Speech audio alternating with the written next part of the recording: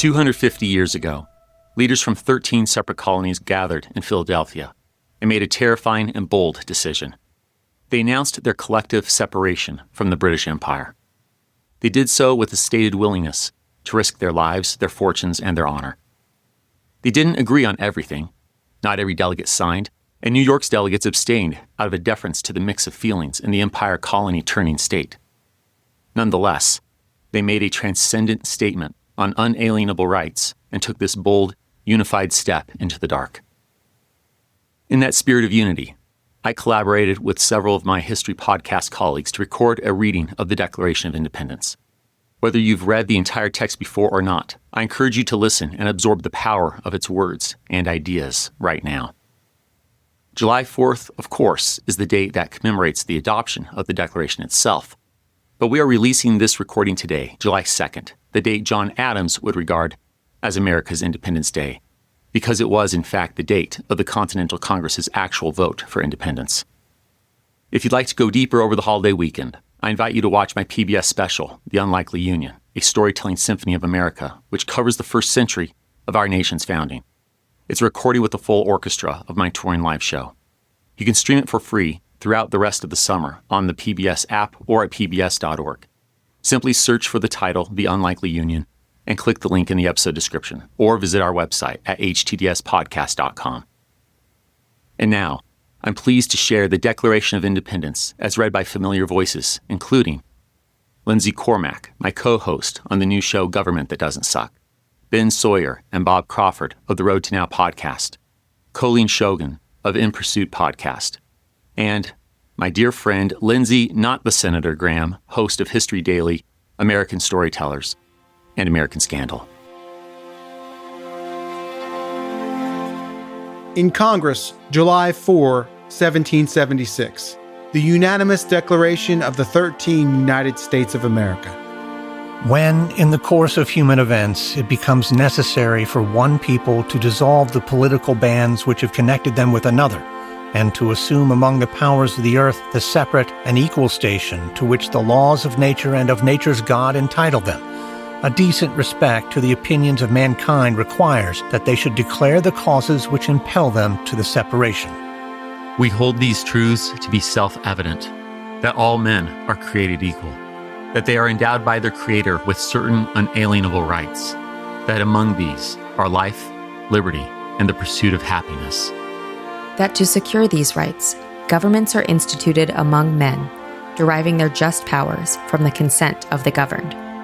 That whenever any form of government becomes destructive of these ends, it is the right of the people to alter or to abolish it, and to institute new government, laying its foundation on such principles and organizing its powers in such form as to them shall seem most likely to affect their safety and happiness.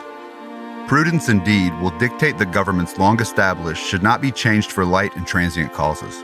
And accordingly, all experience has shown that mankind are more disposed to suffer while evils are sufferable than to right themselves by abolishing the form to which they are accustomed.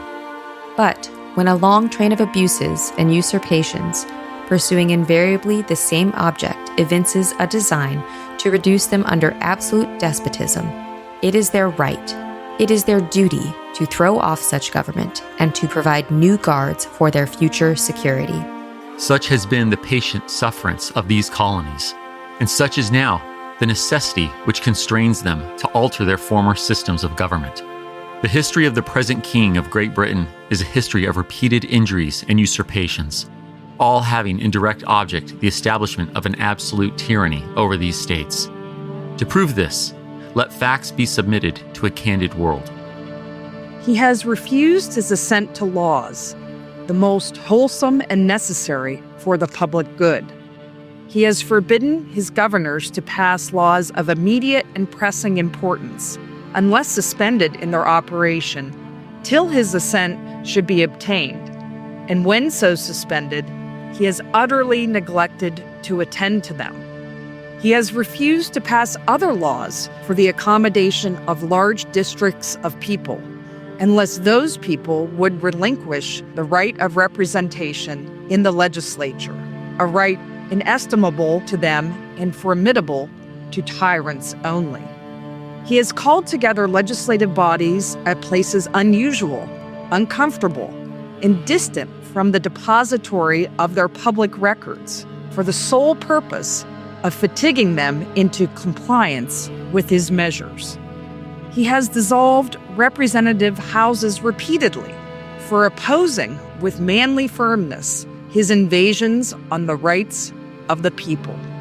He has refused for a long time, after such dissolutions, to cause others to be elected, whereby the legislative powers, incapable of annihilation, have returned to the people at large for their exercise, the state remaining in the meantime exposed to all the dangers of invasion from without and convulsions within. He has endeavored to prevent the population of these states for that purpose obstructing the laws for the naturalization of foreigners, refusing to pass others to encourage their migrations hither, and raising the conditions of new appropriations of lands. He has obstructed the administration of justice by refusing his assent to laws for establishing judiciary powers. He has made judges dependent on his will alone for the tenure of their offices and the amount and payment of their salaries. He has erected a multitude of new offices and sent hither swarms of officers to harass our people and eat out their substance. He has kept among us in times of peace standing armies without the consent of our legislatures. He has affected to render the military independent of and superior to the civil power. He has combined with others to subject us to a jurisdiction foreign to our Constitution and unacknowledged by our laws, giving his assent to their acts of pretended legislation. For quartering large bodies of armed troops among us. For protecting them by a mock trial from punishment for any murders which they should commit on the inhabitants of these states. For cutting off our trade with all parts of the world. For imposing taxes on us without our consent. For depriving us in many cases of the benefits of trial by jury. For transporting us beyond seas to be tried for pretended offenses. For abolishing the free system of English laws in a neighboring province, establishing therein an arbitrary government, and enlarging its boundaries so as to render it at once an example and fit instrument for introducing the same absolute rule into these colonies. For taking away our charters, abolishing our most valuable laws, and altering fundamentally the forms of our governments. For suspending our own legislatures, and declaring themselves invested with power to legislate for us in all cases whatsoever. He has abdicated government here by declaring us out of his protection and waging war against us. He has plundered our seas, ravaged our coasts, burnt our towns, and destroyed the lives of our people. He is at this time transporting large armies of foreign mercenaries to complete the works of death, desolation, and tyranny already begun with circumstances of cruelty and perfidy scarcely paralleled in the most barbarous ages and totally unworthy the head of a civilized nation. He has constrained our fellow citizens taken captive on the high seas to bear arms against their country, to become the executioners of their friends and brethren, or to fall themselves by their hands. He has excited domestic insurrections amongst us, and has endeavored to bring on the inhabitants of our frontiers, the merciless Indian savages, whose known rule of warfare is an undistinguished destruction of all ages, sexes, and conditions. In every stage of these oppressions, we have petitioned for redress in the most humble terms. Our repeated petitions have been answered only by repeated injury. A prince whose character is thus marked by every act which may define a tyrant is unfit to be the ruler of a free people. Nor have we been wanting in attentions to our British brethren.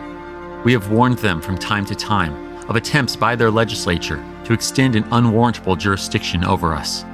We have reminded them of the circumstances of our immigration and settlement here. We have appealed to their native justice and magnanimity, and we have conjured them by the ties of our common kindred to disavow these usurpations, which would inevitably interrupt our connections and correspondence. They too have been deaf to the voice of justice and consanguinity. We must, therefore, acquiesce in the necessity which denounces our separation, and hold them, as we hold the rest of mankind, enemies in war, in peace friends. We, therefore, the representatives of the United States of America, in General Congress assembled, appealing to the Supreme Judge of the world for the rectitude of our intentions, do, in the name and by the authority of the good people of these colonies, solemnly publish and declare that these united colonies are, and of right ought to be, free and independent states.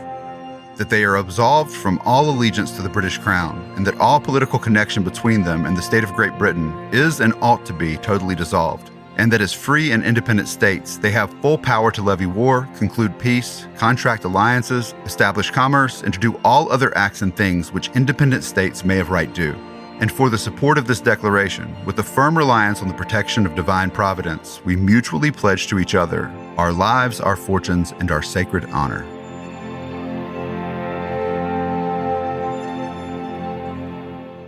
Happy birthday, America. You are an inspiring, infuriating, incredible, and improving place. May you and the world live up to your ideals.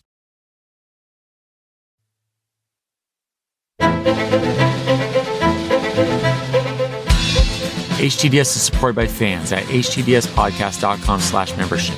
My gratitude to you kind souls providing funding helps keep going. Thank you. And a special thanks to our patrons, whose monthly gift puts them at producer status. Adam Gorin, Othna Chapman, Amy and Ross Hinsman, Andrew Nissen, Andrew Sherwin, Anna M. Hutta, Art Lane, Bob Stinnen, Bonnie Brooks, Brian Gadigan, Brian Boyles, Brian Goodson, Bruce Hibbert, Hayden Howitz, Charles Clendenin, Charles Starkey, Charlie Magus, Christopher Merchant, Christopher Liesel, Christopher Pullman, Cindy Rosenthal, Colleen Martin, Colin Ferris Pennington, Connor Hogan, Craig Burhost, Dan G., Daniel Beecham, Daniel O'Conney, Darren Chambers, David Rifkin, Dean Heiser, Durante Spencer, Donald Moore, Ely Edwards, Elizabeth Chris Jansen, Ellen Stewart, Ernesto Franco, Bernie Lowmaster, Ethan Lowery, Evan Thompson, G2303, Jeffrey Nelson, George J. Sherwood, Gareth Griffin, Gina Johnson, Gordon Garwood, Henry Brunges, Holly Hamilton, Jake Gilbreth, James Bledsoe, James Blue, James Schlender, Jarrett Zongora, Jeffrey Moots, Jennifer Mingione, Jennifer Roof, Jeremy Wells, Jessica Poppett, Joe Dobis, John Boovy,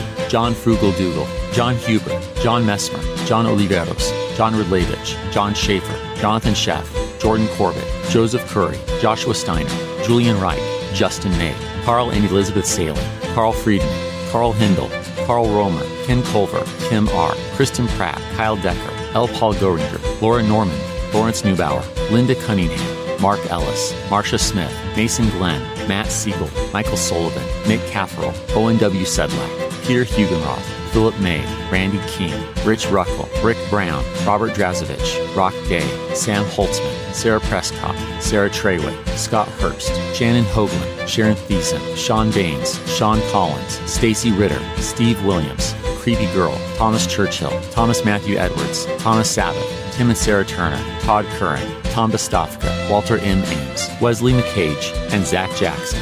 Join me in 2 weeks, where I'd like to tell you a story.